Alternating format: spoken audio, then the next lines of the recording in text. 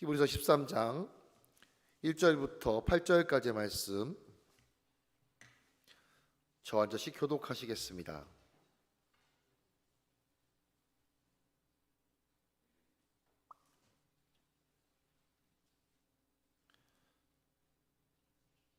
히브리서 13장 1절부터 8절까지의 말씀, 제가 먼저 1절의 말씀 읽어 올리겠습니다.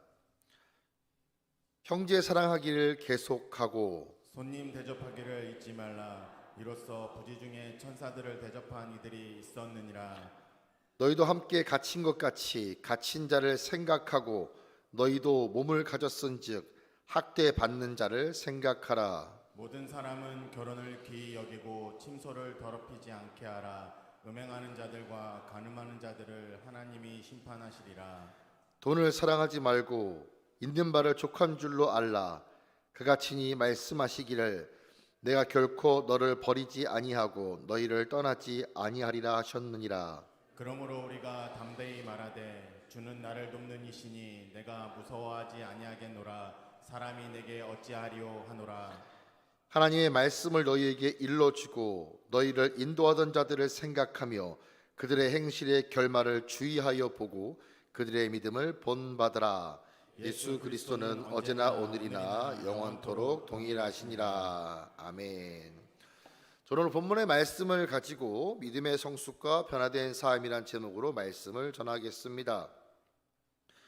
저는 우리 교회에서 중고등부를 섬기고 있는데요, 우리 아이들을 섬기게 되면서 종종 궁금해하는 질문이 있습니다. 다음과 같은 질문입니다.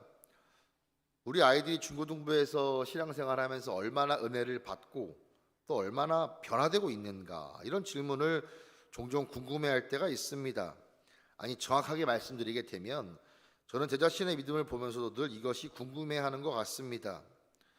우리가 어제도 주일학교 학생들과 함께 여러 가지 큰 행사가 있지 않았겠습니까? 그리고 아시는 것처럼 이제 여름이 되게 되면 여름 수련회를 또 갈 것이고, 겨울이 되면 겨울 수련회도 가고, 여러 가지 우리 아이들과 많은 행사들을, 또 많은 사역들을 진행하게 됩니다. 그리고 중고등부에서는 특별히 자랑이라면 자랑할 거, 제가 한 건 아니지만 아무튼 좀 자랑이라 할 것은 중고등부 나름대로 안에서 성경 읽기를 어떻게 시킬까 고민하다가 우리 선생님 한 분이 능력이 많으셔서 자체 프로그램을 이렇게 만들었습니다. 핸드폰에서 어플리케이션을 이렇게 만들어 가지고 아이들이 매일매일 성경을 읽을 수 있는 프로그램을 만들기도 했습니다. 별로 놀라지도 않으시는데 저는 굉장히 놀라고 있고, 제 주변 목사님들한테 소개할 때 이것을 굉장히 자랑스럽게 얘기합니다. 제가 만든 건 아니지만 제가 만든 것처럼 자랑스럽게 얘기를 합니다. 그리고 성경 퀴즈 대회도 막 열심히 합니다. 성경을 이렇게 읽기 한두 끝나는 것이 아니라 어떻게든 가르치려고, 어떻게든 하나의 말씀이라도 더 아이들에게 심어주려고 막 골든벨도 하고 성경 퀴즈 대회도 하고 별걸 다 합니다. 여러분도 아시는 것처럼 지난주에는 어르신들을 섬기는 걸 또 실천해보자 해가지고, 사실은 지금 와서 말씀드리게 되면 대부분의 요리는 다 우리 권사님이 하셨고, 설거지는 우리 아이들이 했고, 저는 양파 정도 썰은 정도 했는데, 아무튼 여러 가지를 합니다. 근데 이렇게 여러 가지 것들을 하는데 과연 우리 아이들의 믿음이 성장하고 있을까? 정말 우리 아이들이 은혜 받은 것이 맞을까? 라는 거에 대해서 상당히 관심이 많다는 것입니다. 제가 전에도 한번 말씀을 드렸는데요, 개인적으로는 우리가 다른 사람의 믿음을 평가하는 것이 굉장히 전 조심스러운 일이라고 생각을 합니다. 우리가 흔히 어쩔 수 없이 다른 사람의 믿음을 평가하려고 하는 것이 아니라 어떤 객관적인 기준에 의해서 좀 이렇게 또 정해야 될 때가 있기 때문에 그때 보는 몇 가지 기준이 있지 않겠습니까? 제일 간단한 것이 예배를 얼마나 잘 출석하느냐, 헌금 생활을 얼마나 잘 하시느냐, 교회를 얼마나 여러 가지 섬기시느냐, 이런 것들을 평가를 합니다. 물론 그런 것들도 나쁜 평가 기준은 아니라고 생각을 합니다. 그런데 엄밀하게 말해서 사실 이런 두세 가지 기준만으로 그 사람이 정말 은혜 받은 사람이고 정말 신앙생활을 잘하는 사람이고 정말 믿음이 좋은 사람이라 평가할 수 있느냐라고 한다면 사실은 그것은 굉장히 어려운 질문입니다. 성도님들도 잘 아시는 내용이지만 간혹 가다가 우리가 그런 모습들 보지 않겠습니까? 교회 생활이 너무 모범적이고 너무 말씀도 많이 읽고 너무 열심히 신앙생활 하시는데 삶의 현장에 가서는 너무나 다른 모습을 보이는 경우가 종종 있습니다. 직장이든지 가정이든지 가게 되면은 너무 이중적인 모습을 볼 때 우리는 사실은 참 많은 어려운 마음을 갖게 되는 것이죠. 때로는 나 자신의 모습을 봐도 그런 경우가 솔직히 없다고 할 수 없습니다. 이 말씀의 의미는 어쩌면 저와 우리 성도님들도 정말로 내가 은혜를 받은 사람일까? 정말로 내 믿음 생활에는 문제가 없고 나는 잘 성장하고 있는가라는 질문에 대해서 정확하게 답을 내리는 것이 어려운 질문일 수 있다는 것입니다. 단순히 예배에 출석을 잘하고 교회 생활을 열심히 하는 것만으로는 우리가 연약하고 부족하기 때문에 나는 문제가 없어, 나 정도면 모범적이지라고 할 수 있는 것이 어쩌면 우리의 충분한 착각일 수도 있다는 것입니다.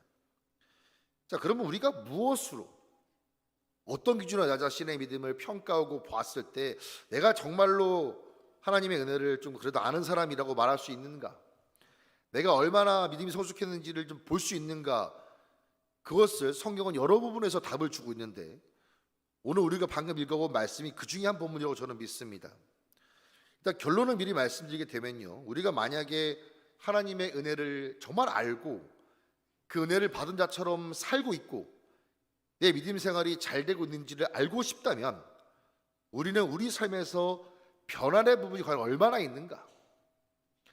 은혜를 받기 전과 후를 비교해 봤을 때 내 삶의 실제적인 변화가 얼마나 있는지를 면밀히 들여다보게 되면 보다 명확하게 알 수 있다는 것입니다. 예를 들어 예배를 안 드리시던 분이 결심을 하시고 예배를 잘 드리게 되었다. 아주 좋은 변화입니다. 또는 교회에서 예배만 드리고 집에 가셨던 분이 은혜를 받으셔서 교회를 섬기시는 분으로 변화가 되었다. 아주 좋은 변화입니다. 그런데 오늘 본문을 잘 보시게 되면 어쩌면 그러한 변화보다도 더 중요한 변화가 있을 수 있음을 가르쳐주고 있다는 것입니다. 우선 오늘 본문은 히브리서 13장의 본문인데요, 1절부터 5절까지를 보시게 되면 우리가 은혜를 받은 사람이라고 한다면 우리의 삶 속에서 어떤 모습이 나타나는지를 잘 가르쳐주고 있습니다. 1절부터 3절까지를 보시게 되면 형제에 대한 사랑, 그리고 손님과 옥에 갇힌 자에게 선을 베풀라, 이런 말씀이 나오고요, 4절을 보시게 되면 성적으로 순결하라, 5절을 보시게 되면 돈을 사랑하지 말라, 이런 내용이 나옵니다.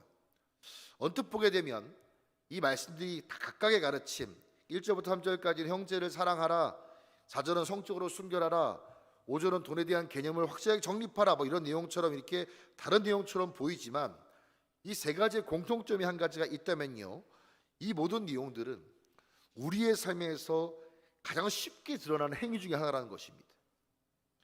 이것을 숨길 수도 없는 것이고, 우리가 정말로 은혜를 받은 사람이라면, 내가 정말로 하나님을 아는 사람이고 내가 정말 하나님의 백성이라면 이러한 내용들, 아까 말씀드린 이러한 내용들은 너무나 쉽게 보여주는 것들이기 때문에 우리가 은혜 받은 걸 숨길 수 없다는 것입니다. 다시 말씀드리게 되면 내가 정말로 은혜를 받은 사람이라고 한다면 반드시 내 삶 가운데에서 어떤 변화가 있을 수밖에 없다는 것입니다. 우리가 이런 신앙의 고백들을 종종 많이 하게 됩니다. 제가 은혜를 많이 받았어요. 제가 하나님을 정말 많이 사랑합니다. 또는 이제부터 하나님을 정말로 잘 섬기길 원합니다라는 고백도 많이 하고 다짐도 많이 하게 됩니다. 중고등부 같은 경우는 수련회 마지막 날 꼭 하는 것이 있습니다. 너희들 은혜 많이 받았지? 그러면 아이들은 진짜인지 뻥인지는 모르겠지만 다 많이 받았다고 얘기를 합니다. 그래? 그렇다면 기록으로 남겨라 해가지고 꼭 적게 만듭니다. 그런 걸 보게 되면 굉장히 은혜가 됩니다. 도전이 되기도 하고 저에게 굉장히 힘이 되는 시간이기도 합니다. 성도님들도 고백 너무나 중요합니다. 다짐 너무나 중요합니다. 그런데 성도님들, 오늘 본문을 잘 보시게 되면 이러한 고백이나 다짐들보다 훨씬 더 중요한 것은 실제적인 변화가 있어야 된다고 말씀하고 있다는 것이.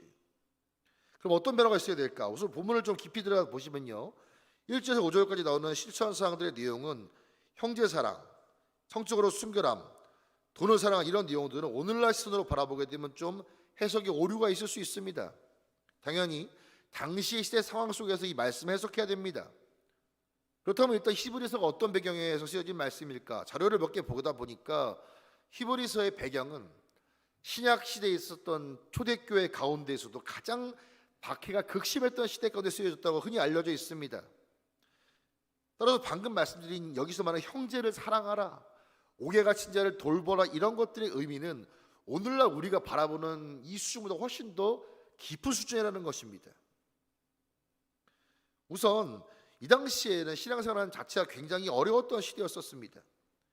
그리고 이 당시에 굉장히 많이 일어났던 것 중에 하나가 뭐냐면은 배교라고 보통 하는데, 이게 뭐냐면은 믿음을 따라서 살다가 핍박이 막 다가오니까 못 견디는 거예요. 그래서 내가 교회 안에 들어와서 나의 신앙으로 고백을 하고, 제가 이제는 주님만 따르기 원합니다, 오늘날로 말하면은 세례 같은 걸 받은 거죠. 그리고 직분도 임명 받은 거죠. 근데 핍박이 너무 심해지다 보니까 안 되겠다, 못 견디겠다면서 다시 돌아가는 겁니다. 예를 들어 불교 신자가 중직자의 직분을 맡았는데 핍박이 힘들게 다시 교회에서 불교로 다시 돌아가는 거예요. 이런 일이 당시에는 비일비재했다고 합니다. 그리고 더 가슴 아팠던 것은 같이 신앙생활하던 사람이 옥에 갇히게 되고 죽임을 당하는 걸 눈으로 보았을 때 이제 사람이다 보니까 겁을 먹을 수 있지 않겠습니까? 그러면은 이런 생각을 한다는 거예요. 내가 저분과 계속 관계를 유지했다가 나까지 흔한 말로 불똥이 튀면 어떡하지? 그래서 거리를 두고 요즘 말로 손절하고 뭐 이런 일들도 많았다는 것입니다.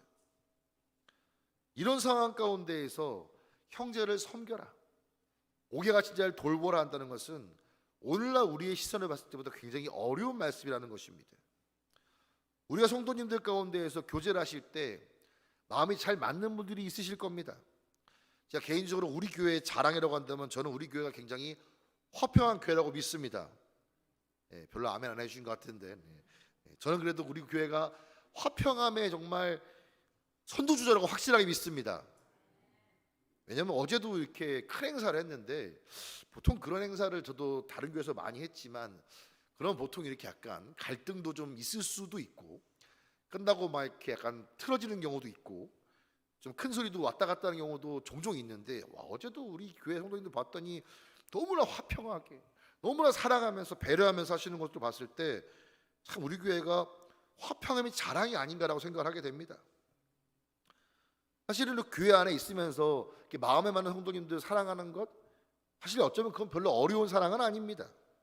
마음에 맞는 분과 영적인 교제를 하고, 아까 오전 예배 때 담임 목사님도 말씀하셨는데, 이 제자훈련 하다 보시게 되면은 막 있었던 얘기들을 나누고 할 때 시간이 금방 간다고 말씀하셨는데, 사실 정말 그렇습니다. 왜냐하면 우리가 바깥에서 만나는 사람들은 하나님을 안 믿는 사람도 많기 때문에 때로 영적인 교제를 나누기 어렵지 않겠습니까? 맨날 그분들은 입만 열었다 하면은 어떻게 돈을 버냐, 뭐 주식이 올라냐 떨어졌냐, 부동산 어디가 투자해야 돼, 이렇게 하다 보니까 내 영적으로 막 메마른 것 같아요. 교회 와서 성도님 얘기하다 보면 말씀 은혜가 어땠어, 찬양의 은혜가 어땠어, 이번 주에 얼마나 힘들었어, 뭐 이렇게 위로해 주기 때문에 시간이 금방 가게 됩니다.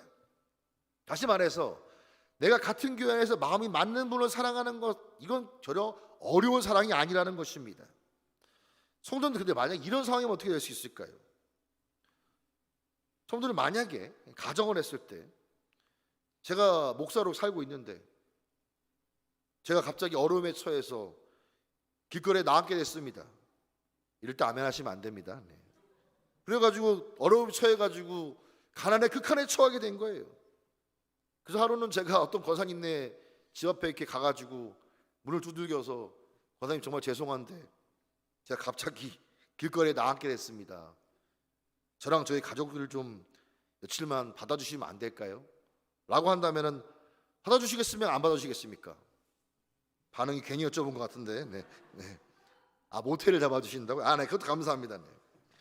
근데 그런 것도 물론 감사한 것이긴 한데, 오늘 말씀에 나오는 이 히브리 상황은 그 정도의 상황이 아니라는 것입니다.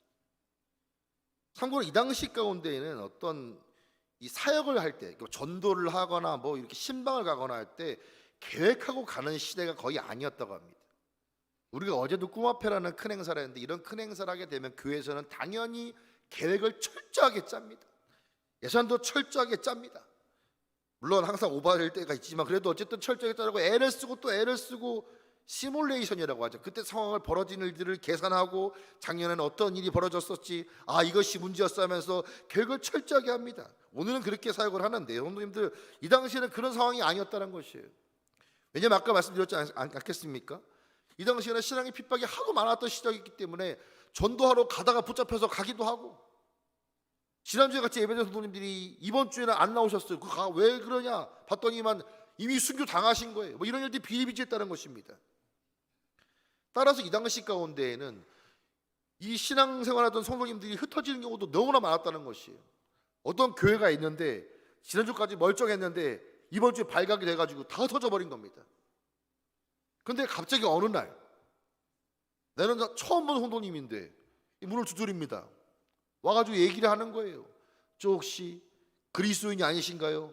맞는데요. 제가 어느 교회에서 신앙생활하던 누구누구인데 우리 교회가 글쎄 핍박받아가지고 흩어졌어요. 우리 가족은 뿔뿔이 흩어졌고 너무 죄송한데 저 며칠만 묵게 해주시면 안 되겠습니까? 라고 했을 때 여기서 노라고 하지 말라. 이것이 오늘 본문에 나오는 말씀이라는 것입니다. 어려운 일이죠. 물론 불편한 일입니다.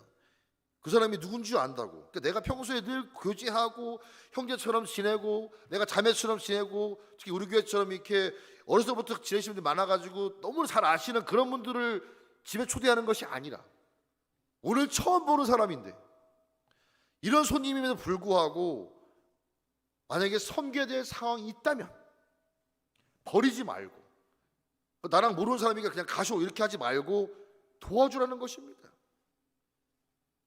오늘 본문에 나오는 옥외가 치료자를 돕는 자도 비슷한 내용입니다. 지금은 그래도 교도소에 가게 되면 제가 알기로는 가보진 않았지만 듣자 하니 나름 그래도 먹고 사는 거에 있어서 잘해놨다고 들었습니다. 교도소에서 굶어 죽었다 이런 얘기는 들어본 적은 별로 없습니다. 외국은 어떤지 모르겠지만 우리나라는 그렇지는 않다고 해요.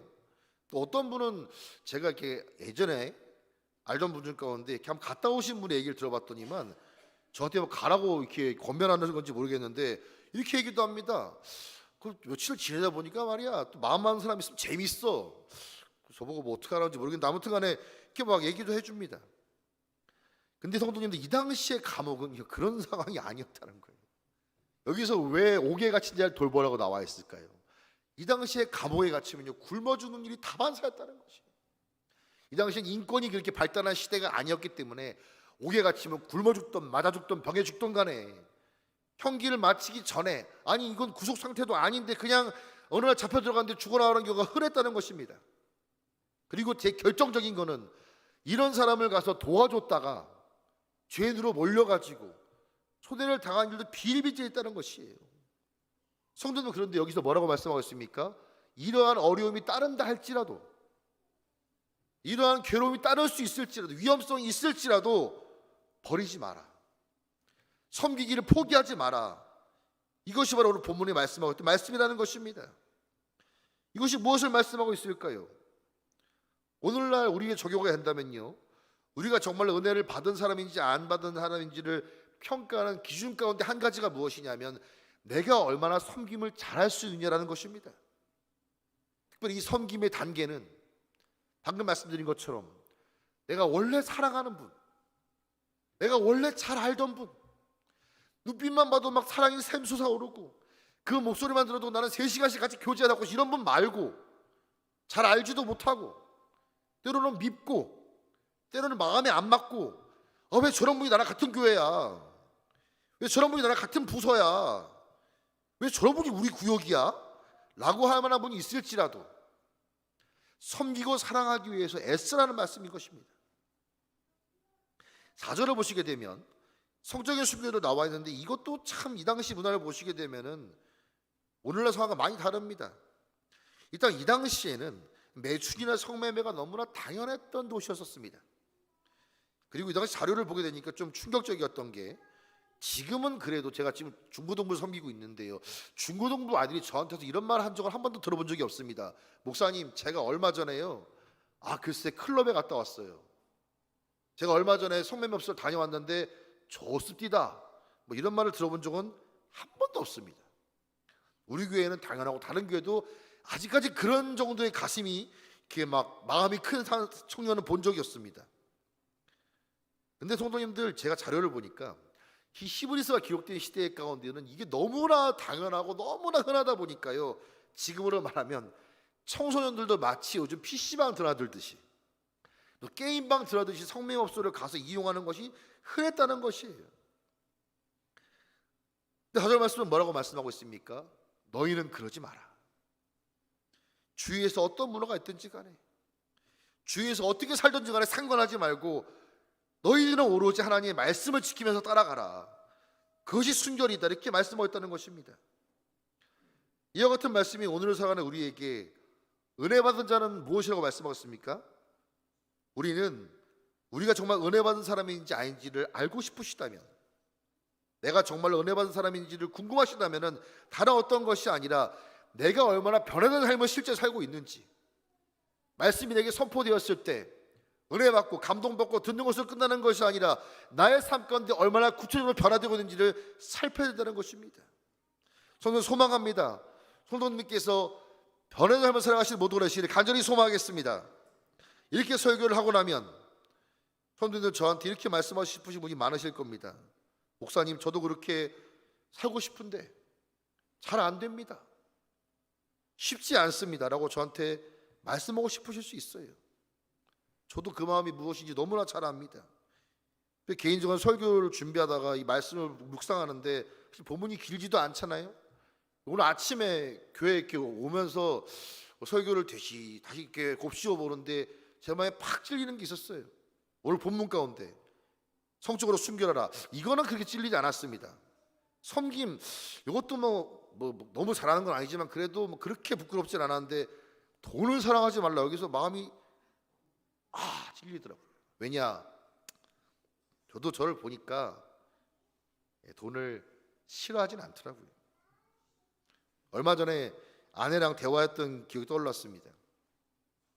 여러분 아시겠지만 우리나라가 지금 이렇게 코스피가 굉장히 뜨겁지 않습니까? 특별히 어느 특정 기업을 제가 말하면 안 되기 때문에 그냥 말하지만 다 아시는 S모 기업과 S모 기업이 굉장히 잘 됩니다. 근데 그 뉴스를 듣고 나서 저도 모르게 아내한테 다음과 같이 말할 뻔했습니다. 여보, 저기 말이야, 참고로 제 나이가 40대 중반이고 제 아내와 저의 나이 차이는 5살 차이입니다. 아내한테 다음과 같이 제가 말할 뻔했습니다. 여보, 지금이라 늦지 않은 것 같아. 당신 그런 회사 취업할 생각 없어? 그러면서 당신은 할 수 있어. 당신이 우리 집안의 희망이야. 당신이 그 회사에 들어간다고 하면 내가 다 지원해 줄게라고 말을 할 뻔했는데 다행히 하질 않았어요. 네. 생각해보니까 했으면 큰일 날 뻔했습니다. 네. 아내 보고 당신 목회자의 아내고 사모니까 기도를 많이 해야지, 이런 얘기를 어쩌면 더 많이 권면을 해야 될 수 있는데, 저도 이렇게 인간이다 보니까 돈을 사랑하지 말라는 이 말씀 앞에서 참 떠올려 보니까 부끄러운 게 많더라고요. 성도님들, 사실 이 말씀을 지키면서 사는 것이 쉽지 않은 거 잘 압니다. 특히 말씀이 내게 선포되었을 때 실제적으로 변화까지 이끌어내는 것이 얼마나 어려운지를 저도 너무나 잘 압니다. 성도는 그런데 오늘 말씀을 잘 보시게 되면 우리가 어떤 말씀을 붙잡을 때 우리 삶 가운데 실제적인 변화를 이끌어낼 수 있는지를 오늘 본문 가운데 하나 말씀하고 있고 하나는 요한복음 가운데 있는데, 일단 오늘 말씀부터 같이 볼까요? 7절의 말씀이 그 비결이란 비결인데 같이 읽어보겠습니다. 시작. 하나님의 말씀을 너희에게 일러주고 너희를 인도하던 자들을 생각하며 그들의 행실의 결말을 주의하여 보고 그들의 믿음을 본받으라. 아멘. 이 7절의 말씀 크게 세 부분으로 쪼개할 수 있다고 저는 믿습니다. 하나는 너에게 하나님의 말씀을 들려주는 사람들을 생각해 봐라, 이게 한 가지고, 두 번째는 그들의 삶의 결과를 깊이 한번 생각해 봐라, 이게 두 가지고, 세 번째는 그들의 믿음을 따라가라, 이렇게 저 나눌 수 있다고 생각을 합니다. 일단 우리가 그리스도인답게 살면서 그냥 듣는 걸로 끝나는 것이 아니라 실질적인 변화가 있으려면 뭘 바라봐야 한다는 것입니까? 말씀을 따라 살았던 사람들의 삶의 결과를 주목해봐라, 이게 말씀이라는 것입니다. 여기서 말씀을 들려줬던 사람들은 이 당시에 말씀을 전파해줬던 복음 전파자들이 될 수도 있고요, 또 하나는 구약 성경에 나오는 우리가 잘 아는 모세라든지 예레미야라든지 이런 선지자들을 생각할 수 있습니다. 그리고 가장 확실히는 말씀을 따라 살았던 예수님을 생각해 볼 수 있을 것입니다. 우리가 말씀을 따라 살게 되면서 내가 변화된 삶을 살려고 할 때 때로는 뭔가 포기해야 되는 것이 생길 때, 그것이 크게 보일 때 우리는 마음 가운데 일단 겁부터 듭니다. 내가 손해보면 어떡하지? 도저히 못할 것 같은데, 이런 마음이 생길 수 있는데, 성도님들, 이럴 때 뭘 떠오르라는 것입니까? 그것을 포기하고 믿음을 따라 살았던 사람들의 결말을 기억하라는 것입니다. 성도님들 잘 아시는 것처럼 모세의 삶을 한번 살펴보면 어땠을까요? 성도님들 많이 아시는 것처럼 모세는 하나님의 은혜를 받고 하나님의 말씀을 받아서 그의 삶 가운데 굉장한 변화를 이루었습니다. 모세가 하나님의 말씀을 받았을 때 사실 모세는 어쩌면 안정적인 삶을 이미 살고 있었습니다. 나이도 많이 들었고 나름 양치기로서 어쩌면 요즘으로 봤을 때 성공한 비즈니스맨으로서 그냥 그대로 살면은 전혀 어려움 없이 살 수 있는 것이 바로 모세의 삶이었었어요. 그런데 하나님이 말씀을 주셨고 이제 지금 하는 거 다 접고 너는 선지자의 길을 가라라는 말씀을 그에게 하셨을 때 몇 번 거부하다가 결국은 가게 됩니다. 그래서 많은 은혜도 받았던 것도 사실이고 많은 기적도 많이 받았던 것도 사실이지만 고난도 어마어마하게 많이 받았습니다. 그냥 양치기로 살았다면 고민하지 않아야 되는 것들을 고민해야 됐고 그의 삶 가운데 변화가 없었다면 받지 않을 상처도 엄청나게 많이 받아야 됐습니다. 다시 바꿔 말씀드려서 그가 만약에 그냥 안정적이고 편안한 삶을 생각했다면 선지자로 쓰임받는 것보다 양치기로 사는 게 훨씬 더 좋았다는 것입니다. 성도님들, 그런데요, 모세가 그렇게 어렵고 힘든 길을 걸어가게 되었을 때 그의 삶의 결론이 어땠는지 신명기가 말씀해주고 있는데, 제가 이제 설교한 적이 있는데 34장 10절에 다음과 같은 말씀이 있습니다. 같이 한번 읽어볼까요? 34장 10절 말씀 같이 한번 읽기 소망하는데 읽겠습니다. 시작. 그 후에는 이스라엘 모세와 같은 선지자가 일어나지 못하였나니 모세는 여호와께서 대면하여 아시던 자요. 아멘. 이것이 무슨 말씀입니까, 성도님들? 하나님께서 평가하실 때 모세 같은 선지자는 일찍이 없었다라고 말씀하신다는 것입니다. 성도님들 아시는 것처럼 모세는 여러 가지 기록들이 있지만 제가 신명기를 준비하면서 연구하다 보니까 재미있는 걸 발견했어요. 오늘 모세는 하나님께서 데려가셨다라는 해석이 있었습니다. 정확히 원어를 보게 되면 뭐라 나와 있냐면은 하나님께서 모세의 장례식을 주관하셨다. 하나님께서 그가 죽음을 맞이할 때, 우리가 보통 죽음을 맞이할 때 호상이라고 하잖아요. 자면서 죽으면 얼마나 좋을까 뭐 이런 소망을 가지시는 분도 있으신데요, 그것보다 훨씬 차원이 다른, 그가 이 세상의 사명을 마치고 천국에 들어갈 때 하나님의 입맞춤으로 들어갔다 라고 신명기 34장을 보면 해석된 자료를 본 적이 있습니다. 이 오후에 뵈진 성도님들 가운데 연세가 좀 지긋하신 분도 계신데요, 우리가 언제가 될지 모르겠지만 우리가 언젠가는 하나님 나라에 다 가겠죠. 성도는 그런데요, 우리가 하나님 나라 갈 때 하나님의 키스, 입맞춤을 받고 천국에 들어간다? 이런 축복은 말로 표현할 수가 없는 축복을 확실하게 믿습니다. 이것이 무엇을 말해주고 있을까요? 분명 모세가 하나님의 말씀을 받고 변화된 삶을 살기 위해서 많은 것을 포기해야 됐습니다. 많은 것을 버려야 됐습니다.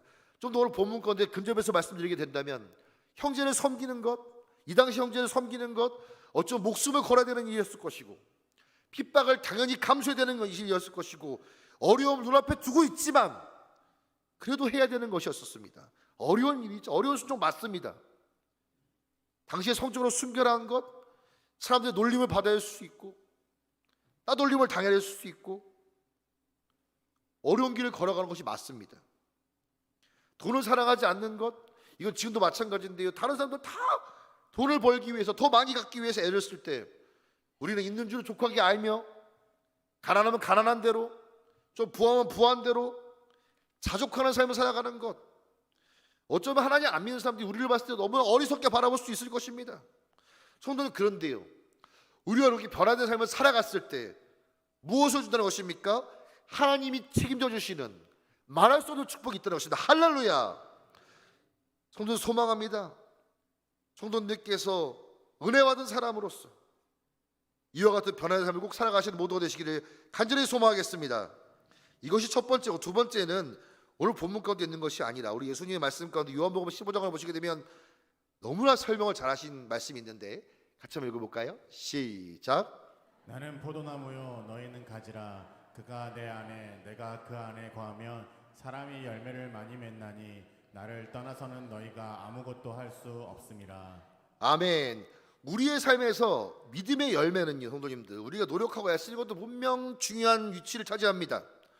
내가 얼마나 신실하게 살게 애를 쓰느냐, 물론 중요한 내용입니다. 내가 얼마나 기도를 열심히 하고 내가 얼마나 말씀을 많이 보고 내가 얼마나 예배를 참석하느냐, 나의 의지도 분명 많은 부분을 차지합니다. 성도님들, 그런데요, 요한복음 15장을 보시게 되면 우리 삶 가운데에서 열매가 많이 맺히는 것, 바꾸고 말해서 오늘 본문 가운데 내 삶 가운데 정말 변화를 이끌어내는 것은 정확하게 말하면 나의 노력, 나의 의지, 나의 어떤 연단이 아니라 하나님과의 관계가 더 중요하다고 말씀하고 있다는 것입니다.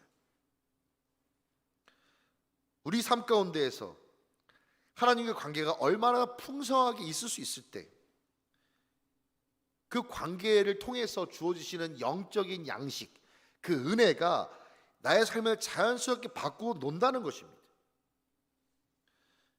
성도님도 잘 아시는 것처럼 나무와 가지의 관계가 너무나 단순한 원리입니다. 어떤 가지는 열매가 주렁주렁 맺히고 어떤 가지는 삐쩍 말라가지고 툭 치면 부러질 것 같고 간단합니다. 나무에 있는 영양분을 많이 받는 가지는 열매를 많이 맺는 것이고요, 그렇지 않는 가지는 말라 비틀어지는 것이지요. 이것을 실천하는 방법은 여러 가지가 있습니다. 가장 쉽게 말씀드렸을 때 우선 교회 예배들과 기도회를 참석하는 것도 하나의 방법일 수 있습니다. 새벽 기도회, 금요 기도회, 수요 예배, 주일 오후 예배, 이런 시간들을 많이 참석하시는 것도 분명 좋은 방법일 수 있습니다. 또는 스마트폰을 가지고 말씀을 가까이 하시거나 찬양들을 가까이 하시는 것도 좋은 방법입니다. 저도 솔직히 여러 가지 우리 교회 예배들을 참여하고 싶지만 상황이 아시는 것처럼 저희 집이 노원에 있지 않겠습니까?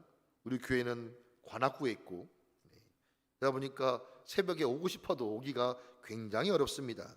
지난번에 한번 새벽 예배 설교를 했던 거는 교회에서 잠을 자고 새벽 예배 설교를 했던 거였습니다. 그러니까 저와 같은 상황에 있는 분들이 수요 예배, 새벽 예배 다 참석하는 것이 쉽진 않으시죠. 그럼 어떻게 하면 되겠습니까? 개인적으로 그래서 저도 이 말씀을 묵상하면서 저도 제 삶 가운데 열매를 맺고 싶으니까 어떻게 할까 하다가 제가 좀 많이 요즘 이용하는 방법은 찬양을 많이 듣는 겁니다. 요즘 이 스마트폰이 너무 좋을 때가 바로 이 찬양 들을 때입니다. 정말 너무나 좋은 찬양들을 너무나 많이 무제한으로 들을 수 있습니다. 저도 일주일을 살면서 찬양을 많이 들을 때가 있고 또 아닐 때가 있는데 제가 이렇게 두 가지를 실험을 해보니까 너무나 다르더라고요. 성도님들 저를 어떻게 보시는지 모르겠는데요, 제가 보기와는 다르게 굉장히 예민한 사람입니다. 저를 보실 때에는 배도 많이 나오고 얼굴에 살도 쪄가지고 예민하지 않는 사람처럼 보이시는데 굉장히 예민한 사람이에요. 성도님들, 제가 의외로 못 먹는 음식이 있습니다. 순댓국입니다. 역시 놀라시네. 이게 제가 어느 교회 나와서 말씀드려보면은 목사님 생긴 걸로는 순댓국 한 3그릇 좀 드실 것 같은데 순댓국 제가 못 먹어요. 돼지국밥도 못 먹습니다. 근데 다른 탕은 잘 먹어요. 제가 보기와 다르다는 겁니다. 그리고 제가 이 예민한 성격이어서 그런 성도님들 어쩐지 모르겠는데요, 제가 이 걱정이 그렇게 많아요. 예민한 사람이어서 그런지. 예민한 사람이어가지고 잠도 의외로 잘 못 잡니다. 성도님들 저를 보실 때에는 저렇게 목사님 이렇게 후덕 하시고 배도 나오시고 하셔서 머리만 대면 주무시겠지, 그렇지 않아요. 저 잠자리 되게 많이 가립니다. 굉장히 깨끗해야 되고 시원해야 되고 되게 예민합니다. 성도님, 이렇게 예민하기 때문에 저는 걱정이 참 많습니다. 그리고 염려가 많습니다. 물론 싫습니다. 저도 이런 제 성격이 너무 싫어요. 성도는 그런데 제가 얘기 왜 해드리냐면요, 이런 제 어쩔 수 없는 성품인 것 같지만 저의 삶 가운데 찬양을 가까이 했을 때의 한 주와 그렇지 않았을 때 한 주가 너무나 다르다는 것입니다. 찬양을 가까이 했을 때 어디를 가든지 간에 귀에 이어폰을 꽂고 찬양을 듣고 묵상하고 듣고 묵상하고 이렇게 하게 되면요, 이 예민한, 이 염려 많은 사람의 성격이 바뀔 수 있다는 것입니다. 마치 표현하면 이렇게 표현할 수 있습니다. 성도들, 오늘도 날씨가 매우 더우셨죠? 벌써 여름이 온 것 같아요. 더운 여름철에는 두 가지를 자주 하셔야 됩니다. 첫째, 샤워를 자주 하셔야 됩니다. 아니, 할 수밖에 없죠. 둘째, 옷을 자주 갈아입으십니다. 할 수밖에 없죠. 성도는 그런데요, 샤워를 하고 옷을 갈아입으시게 되면 놀랍지 않습니까? 똑같은 사람입니다. 나는 바뀐 게 별로 없습니다. 물로 몸을 씻었을 뿐이고 옷을 갈아입었을 뿐인데 마치 느낌으로는 새 사람이 된 것 같아요. 성도, 제가 이 말씀을 왜 드리냐면요, 제가 찬양을 늘 가까이 하는 그 한 주간은 마치 하나님의 은혜의 어떤 물결 같은 걸로 나를 씻어내는 것 같다는 것입니다. 바꿔 말씀드리게 된다면 제 내면과 영혼이 영의 양식을 더 많이 공급받게 되었다는 것이에요. 그렇게 되면 성도님들, 아까 말씀드렸잖아요, 예민한 제가, 걱정 근심이 많은 제가 덜 예민해지고 덜 걱정해지고, 어떡하지? 저건 어떡하지? 난 준비된 것도 없는데 어떡하지라는 그런 저의 마음이, 뭘 걱정하냐, 하나님께서 알아서 하시겠지, 할렐루야 로 바뀌게 되었다는 것입니다. 성도님들, 성도님 소망합니다. 성도님들의 한 주간의 삶이 어떤지 제가 다 알 수 없지만, 혹시 안 해보셨다면 내일부터 시작되는 한 주간은 보다도 하나님께서 주시는 은혜의 가운데 젖어지시는 모두 되시길 간절히 소망하겠습니다. 말씀을 마치면서 제가 이 설교를 준비하게 된 계기만 말씀드리고 말씀을 마치려 합니다. 지난번에 수요일에 설교라고 집에 가는데 우리 교회 밑에서 제가 특이한 꽃을 발견했습니다. 특이한 꽃은 아니죠, 흔한 꽃인데 정말 기억에 남는 꽃을 발견했는데 제가 사진도 갖고 왔는데 한번 보이겠습니까? 저게 무슨 꽃일까요? 되게 잘하시는 형님. 제가 사실은 식물을 잘 싫어하다 보니까 저게 무슨 꽃인지 잘 몰랐어요. 찾아보니까 아카시아 꽃이더라고요. 근데 제가 식물의 문외한이어서 맞는지 모르겠는데 그날따라 수요일 설교를 하고 집에 내려가는데, 버스 타서 내려가는데 이 교회 밑에 이 아카시아 꽃이 활짝 펴가지고 향기가 나는데 그렇게 좋더라라는 것이었습니다. 제가 꽃을 별로 안 좋아합니다. 꽃을 보고 예쁘다 말한 적도 별로 없습니다. 근데 그날따라 이 향기를 보면서 맡으면서, 야, 꽃향기가 이렇게 좋구나, 꽃이 이렇게 아름답구나 하고 제가 감탄하게 되었습니다. 그러면서 이 성경 가운데 혹시 우리들의 존재를 향기로 비유한 말씀이 없을까 봤더니 있더라고요. 성도님들, 따라해볼까요? 우리는 그리스도의 향기입니다. 할렐루야.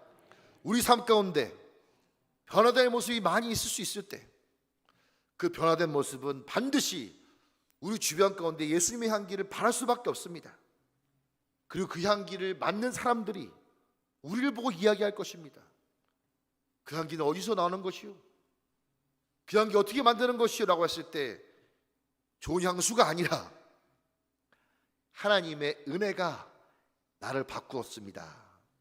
이렇게 고백할 때 성도님들의 삶 가운데 더 많은 영광을 하나님께 돌릴 수 있을 줄 확실하게 믿습니다.